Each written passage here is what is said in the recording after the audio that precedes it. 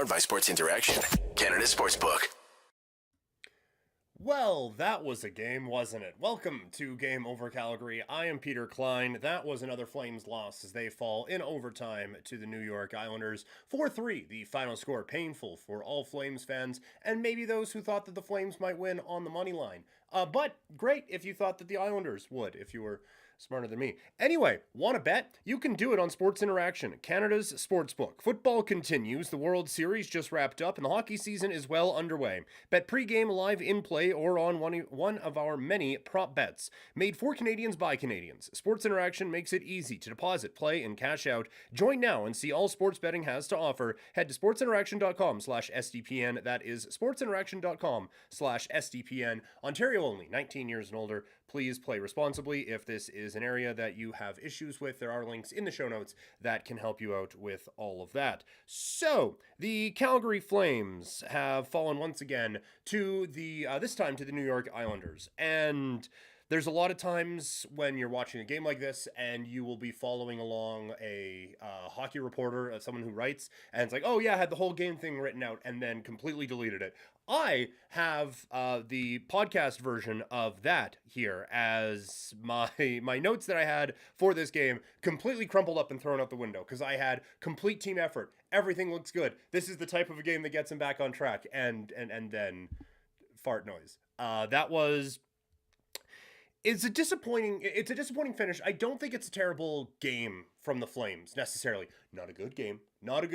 But I'm not going to come on here and yell and scream about anything that the Flames did poorly in this game. And I'm also not going to blame the referees for this game. They have a role in this, but not the role in this one. If you don't want to lose on a power play or shorthanded in overtime, then don't take a penalty and don't give up overtime. I am never a blame the referees type of a person. But this is still a frustrating loss. And it's a tough one to take because I do think the Flames played pretty well through 40 minutes of play. And then in the third period, you can kind of understand what's going on because the Islanders are making a push. That's why we have score effects when it comes to different statistics, right? Like you cannot match a team's desperation when they are down 2 goals. At least you shouldn't be able to. Sometimes when the Flames are, it seems like it's very easy to, but I digress. This was a Islanders team that was desperate coming out in the third period. The Flames couldn't match that because they're human beings, and then the Islanders were able to capitalize. There was a couple of key mistakes in that third period that did really hurt them, though. And this was a frustrating one, and you feel so bad because DeSimone was out there, and he makes a very good play. Kelly Rudy had it right. He had just made a good read to break up a play, and I was like, oh man, DeSimone with a nice, oh no, because it was a soft giveaway and then a really soft goal from Markstrom. And I had in my notes, huge third period from Markstrom keeps the Flames out in front until that last one. I see no way how Jacob Markstrom shouldn't have stopped that hockey puck from going into that net. That was an extremely disappointing, and that felt like, I mean, it's obviously a backbreaker. It tied to the game at 3, so it's not like this all of a sudden swung the game or anything like that. But this was a goal that the Flames needed Markstrom to have. And for me personally, someone who I feel like I've kind of been on Team Markstrom, that was a real body blow because the explanations that I've given were, yeah, he's let in a couple of stinkers so far this season. We can all agree on this. But he has bounced back from those and made some huge saves. Now, in this game, he bounced back from that stinker and made some huge saves, but that was the huge save he needed to make. That was the key save at the key time to keep the Flames in it. And that's what's been frustrating about the Flames during this whole run, is that there hasn't been that key play made. There hasn't been that key, whether it's a defensive stop, whether it's a goalie making a save, whether it's a scorer fucking scoring. There hasn't been that key play that's been made to help get the Flames back on track, to kind of stop the momentum of the other team just coming forward. And for the Flames, they needed that save. The Islanders were pressing. You kick that one out. It's still 3-2. Maybe the Islanders score at some point. Maybe when it's 6-on-5, you just saw what they do when they have an extra guy out on the ice. So maybe this game still ends up in overtime, and maybe you still end up losing. But Markstrom needed that one, and that was a really, really disappointing goal to let in, because that was just a backbreaker. Again, I thought the Flames played good through 40 minutes, and then the Islanders kind of took it to them in the third period. the issue I have then becomes after the game is tied, then you can't get into the desperation part of it anymore. At that point, the game is tied, and you should now be able to kind of match that desperation. The game's tied, so obviously desperation should be even on both sides, right? It wasn't, and whoops. Calgary just never seemed to be able to flip that switch back on. So a disappointing loss here from the Flames for sure. Let's get to the chat for the first time today, shall we? Weston, phenomenal name. Ugh, another overtime penalty, and it was a weak call. Loving life. I'm going to get into the referees here in just a matter of moments. Hello, everyone, from a Swedish Islanders fan. Wow. Shout out Swedish Islanders fan with Carl. Rubber's right. That was a game. Unfortunately, the Flames did not bring their A game in the back half of the third period and into overtime. What is wrong with the Flames? Here is the thing. I thought the Flames actually played pretty well through 40 minutes in this game. And you kind of checked a few of the boxes that you wanted to see from a Flames perspective, right? Like, this was, not that we have a large sample size, nor has the bar been set overly high, this was the best game Jonathan Huberdeau has played as a Calgary Flame. That top line was phenomenal. And through 40 minutes, all four lines were clicking, right? Like, that top line was getting it going. Mangiapane, Kadri, and Dubé might have been the quietest of the four, quite honestly, which is a nice little role reversal for them, but they still played fine. Backlund was on fire, and that third line played good. And again, we saw the fourth line stepping it up in ways that you needed them to. They had a great puck possession game through 40 minutes. Again, all of this, the caveat that this is through 40 minutes of play. They had an amazing puck possession game. They were able to get traffic to the front of the net. They were able to create chances. They're creating opportunities. They were doing exactly what you needed them to do. And then Markstrom was fine enough. There are a couple breakdowns like this game. Quite frankly, this game shouldn't have been that close going into the third period. I thought that the Flames really controlled things through 2 periods of play, and then again, fart noise in the third period. Oh, where did I leave off here? I joined at the start of the third, so I became really happy when I saw. Yeah, there you go, Carl. That's from an Islander fan perspective, that's the point that you wanted to see. What's going on? How are we? Why is it? When did this? I don't even know what to. Brian's having a time in the chat right now. Where is it? You're better than I for not wanting to yell and scream or tell and scream. You were a better team in the first. Absolutely, Flames were the better team in the first period there. A number of officiating things here. The officiating was not the story of this game. I'm going to disagree with Conrad on this one. The officiating was not the story in this game. The Flames avoid that officiating issue in overtime. Again, if Markstrom makes a save, if your rookie defenseman playing in his first NHL game doesn't give the puck away, or if you score more than 3 times on 45 shots, very, very, very, very, very rarely does a game come down to officiating. Now, should that have been a penalty on Cizikas on Markstrom? Probably. Was that a bit of a weak call on Anderson in overtime? Maybe. Here's a thought. Don't cross-check a guy.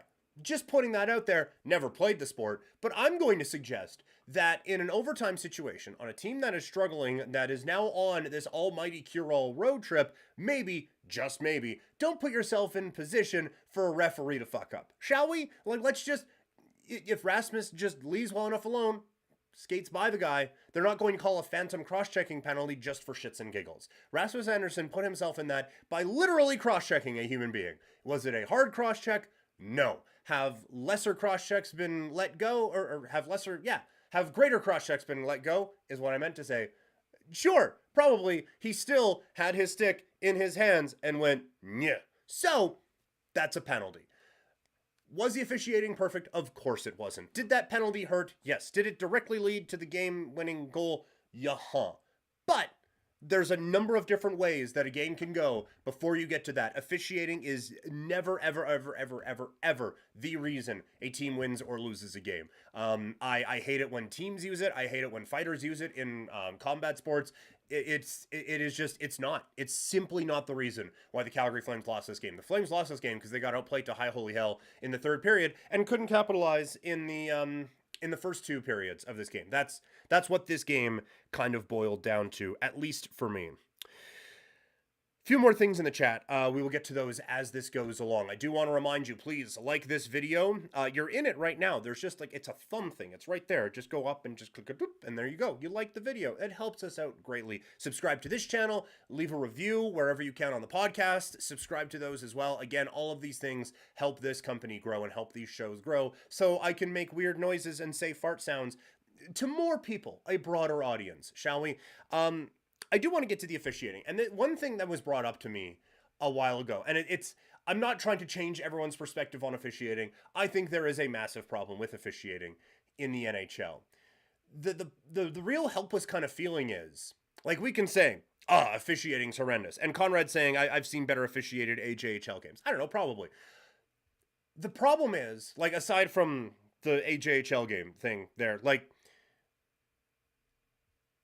the helpless feeling is that these are both remarkably flawed officials who have struggles at times calling NHL games, but also the best refs on the planet. You know, and that's where I get this helpless feeling about officiating, because there isn't like this grand mystical land of NHL officials or professional hockey officials who are just off immaculately officiating junior B hockey in Assiniboia, Saskatchewan. You know, there isn't this just like land of perfect officials who are off in the Manitoba whatever hockey league calling those games. These referees are in the NHL because they're the best at it. The problem is the game has passed them by so substantially.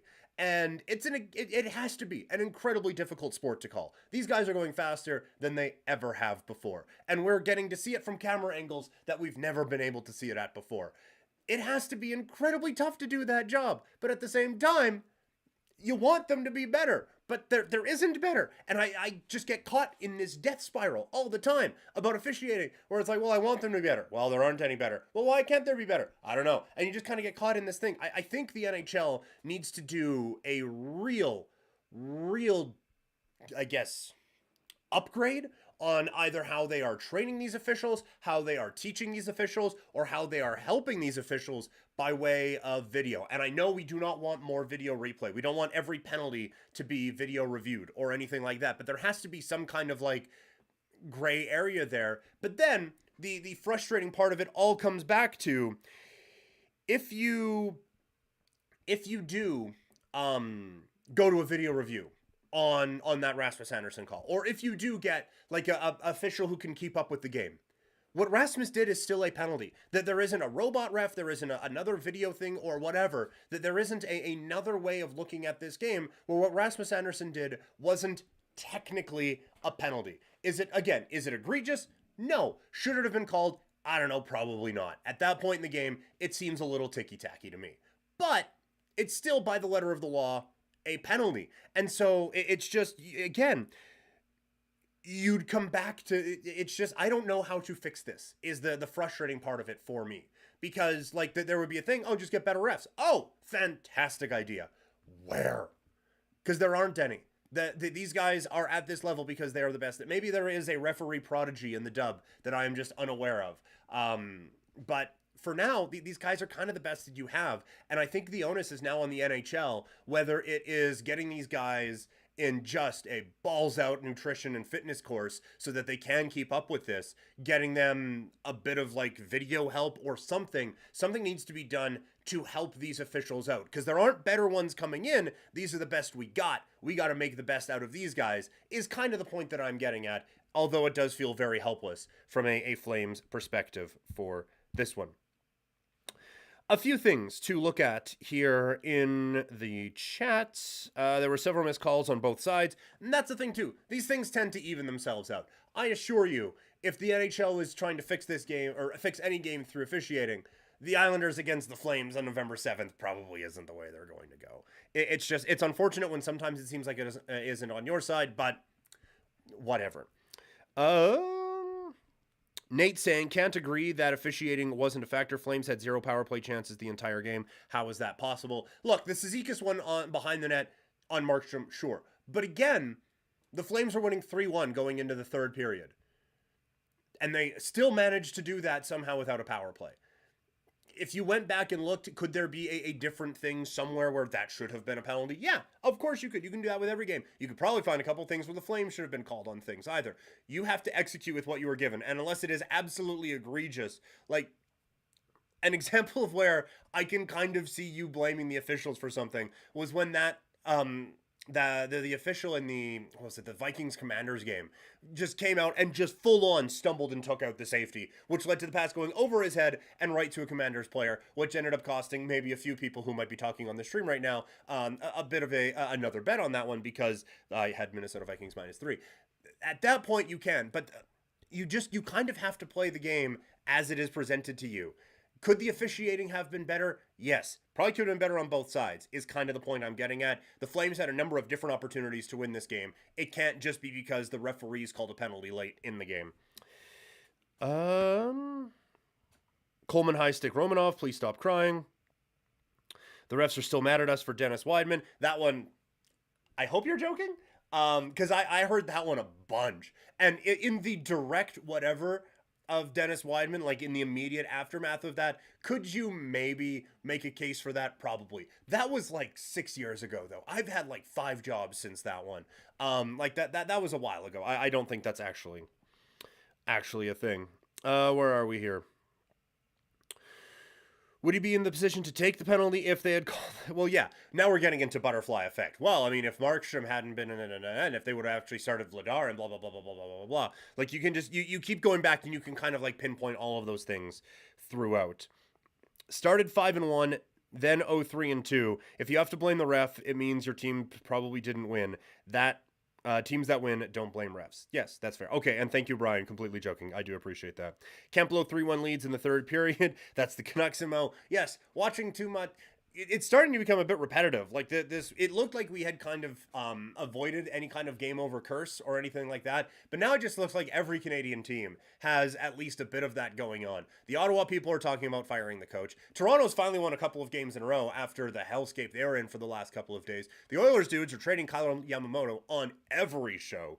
Like at Vancouver, we have people screaming in the background of shows. I don't know. Winnipeg's just going to sell the team and they're going to move when we end up eventually getting a game over here. And when we get a game over for all 32 NHL teams, the league's just going to fold. That at this point, the game over curse is extremely real, I feel like, and it looked like we'd beaten it, and then I shaved my mustache and it all went to hell. But yeah, this is whew.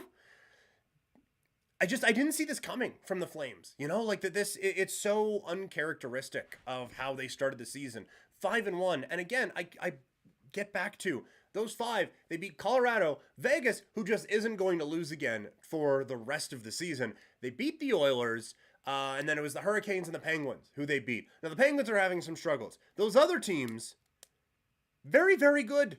Very, very good. I know we don't like to give Edmonton a whole lot of credit. That's a damn good hockey team. Colorado just got to hoist that big shiny thing over their head the last time that they were playing hockey a few months ago. Vegas is a billion and two right now, and Carolina is always a very good hockey team.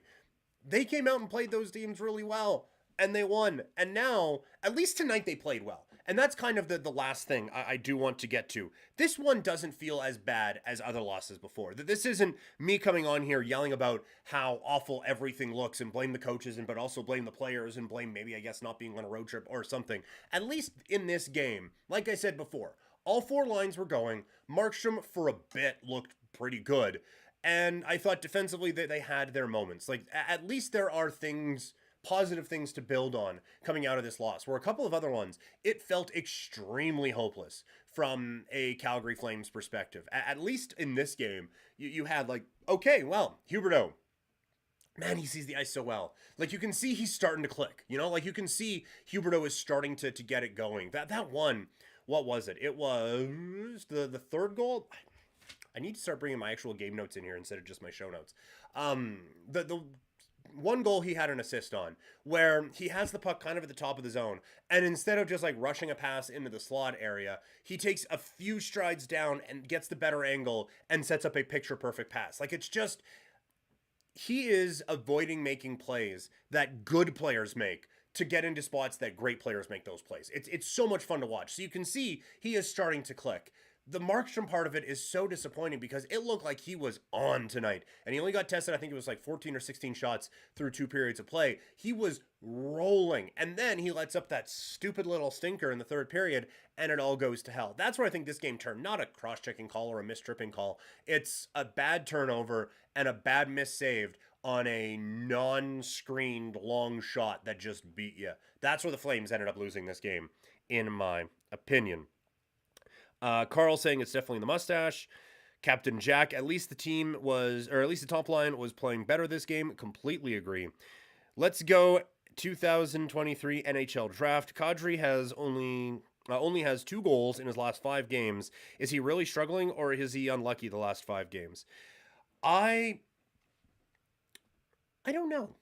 He's definitely taken a bit of a step back. Look, everyone played like dog shit for like 4 games in there, right? Like that is part of it. This last game, he wasn't as noticeable, but I thought he played a fine game. I don't know if it's unlucky. I just think there are going to be 5-game stretches in seasons where good players only get 2 goals. Like the whole team has been bad for a bit of a stretch. They're starting to work their way out of it. The points are going to come for Huberdeau. The goals are going to come for Nazem Kadri. All of this will work itself out. This isn't a team much differently than this let's go 2023 NHL draft name is concerned, that this isn't a team that's going to be looking at Connor Bedard. I don't think. Like, this is a talented hockey group that needs to get through this, and it looks like they're starting to get through this. They have a chance now to bounce back against the New Jersey Devils tomorrow night. I would hope that Vladar gets the call in goal for that game. I'm not entirely sure why he didn't get the call in this one, but doesn't really matter. I'm not going to nitpick that much at this point. But there's at least something to build on going into this one. Islanders beat the Avalanche, Hurricanes, Rangers, and now Flames. Cool. I do want to say, there are players on this Islanders team I like quite a bit. And I know they had a piss-poor season last year. But man, like Matt Barzal, he is so good. Man, he is incredible to watch. And it's always fun to bring up to our friends up north how they got him. But Barzal is so good. And like I will always be a fan of Beauvillier. And I think Anders Lee is a little bit overpaid now, but he is really good. This is a quality New York Islanders team. I am, because I think we always get this kind of idea of the Islanders that they had like the Barry Trotz team, and they're just like a grinded out team, not a whole ton of, they're going to win a bunch of games 2-1 and it's going to be fine. This is a really talented hockey team over there, and you saw in that power play, that thing was just whipping around. I think Dobson ends up getting credit for the winner. And I mean, that one, I just want to make a chirp about trading a 1st-round pick for a defenseman. That Dobson is just a friendly reminder. That was one of the picks that went back for Hamonic, which I don't know if that worked out quite as well. So that one's a bit frustrating. He skates so fast and is insanely strong with the puck. I'm assuming Dan is talking about me. No, for Barzal, like, so good. Like, there's so many pieces on this Islanders team that I like.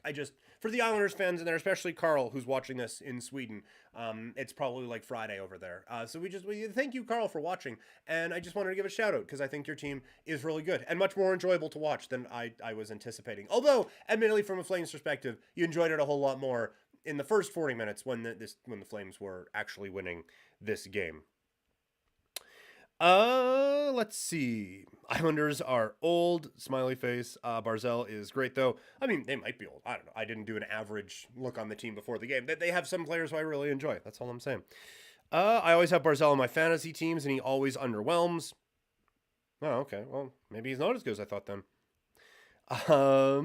Let's see. Do want to remind you guys again, like this video, subscribe, all of that stuff. You can follow me on social media. I am at Primetime Klein. Flames play the Devils coming up tomorrow. I don't know what you do to kind of like get this one back. You know, like, is there a little tweak do you make? Do you put Ruzicka back in the starting lineup in place of Rooney? I thought that 4th line looked good tonight. Like, that's what's so frustrating about this game, is that there were so many pieces that it's like, yeah, I think that was fine. You kind of just go on to the next one, right? Like, you just kind of, well, that loss happened. Let's maybe play better in the 3rd period. Let's maybe be able to do something to stop the bleeding in the 3rd period. Overall, I'm pretty happy with how the Flames played. A couple of things here and there, maybe a call or two goes their way. But either way, I think the Flames can build off of this one as they get ready for a matchup with the New Jersey Devils coming up tomorrow. At least Gaudreau is struggling and Tkachuk is suspended 2 games. Yeah, well, look, the Matthew Tkachuk experience goes many different ways, for sure. And the Columbus being in last place, look, do I take a bit of joy in it? Maybe. But hope for the best for those guys. Flames just got to worry about themselves right now. That's for sure. Steve is in here. Let's go Islanders. Original take for sure. Flames look good the majority of the game. They're going to be a hard out come playoff time. That one coming from Tommy. And that's the thing we do have to remember is that this is still, again, this is still a good hockey team. And I like tonight that they kind of got back to the things that they do when they are successful. How does this team control games early on in the season? How does this team win games early in the season? The puck possession has to be there. They're winning puck battles along the wall. They're making games a little bit dirty, but also there's a speed element to their game. Like they when they are at their best, they can beat you in so many different ways. And tonight you were starting to see that a little bit more, but it was specifically all of the goals coming from traffic in front, coming from passes from behind the net or passes off of the wall. They were doing a whole lot of the working from the outside to get your way inside to get into those quality scoring areas. It took the Islanders 9 minutes to get their first shot, and then it went in. But the Flames were in complete control of many aspects of this game, so not an overly negative one from a Flames standpoint. And again, not the refs' fault. Make a save in the third period, you're not in this spot. Refs could be better, but is all I'm saying. No, let's not blame the referees for this one, shall we? Lefty saying, I didn't think the Islanders were going to come back. Happy the Islanders got a win. We are just being invaded by Islanders fans now, aren't we? We haven't been told what's up with Tanev yet, right? I don't believe we have any kind of timetable or anything on Tanev yet. So the Flames are only 3 points behind the Canucks. I know the Flames have one game in hand, but still. I think that's supposed to be 3 points ahead of the Canucks right now. But yes, definitely a bit of a surprise when you see how both teams started the season off, for sure. Definitely better to have struggles at the beginning of the year than later. Blues 2018, I think, case in point. Devils are legit this year, boys. Very fast and fun to watch. Oh no, we saw on Saturday that Devils team is good. I don't think they played all that well and they still beat the Flames, but that Devils team is good. I'm an Islanders fan, but can give better opinions than just let's go Islander. The penalty you guys took in overtime was one of the only weak spots you guys had. 100% a penalty, undisciplined. Yeah, I would agree with that. Again, don't put yourself in that position to make a penalty. I meant ahead. I thought that's what you meant, for sure. Reckless and unacceptable penalty in overtime. It is sloppy play there. I agree. Tomorrow we win, then smooth sailing. I hope. ... We all hope for that. And that is going to be where we call this one tonight. Thank you all for being a part of the chat. Always fantastic chatting with a lot of you. My name is Peter Klein. You can find me on social media. I am at Primetime Klein. The next time you'll be able to watch Game Over will be after the Flames game tomorrow against the Devils of New Jersey. Audie James has you covered on that one. I believe he has a pretty awesome guest coming up, but I don't want to say anything and then have that not be true, and then I just disappoint everyone, like the Flames have been doing for great parts of this season. But remember, like this video, subscribe to the channel, subscribe to the podcasts, rate and review on those as well. Let's get this thing rolling. Hopefully, Audie will be back with you guys tomorrow chatting about a Flames win. Have a wonderful evening. Hopefully you get to stay inside because it sucks outside.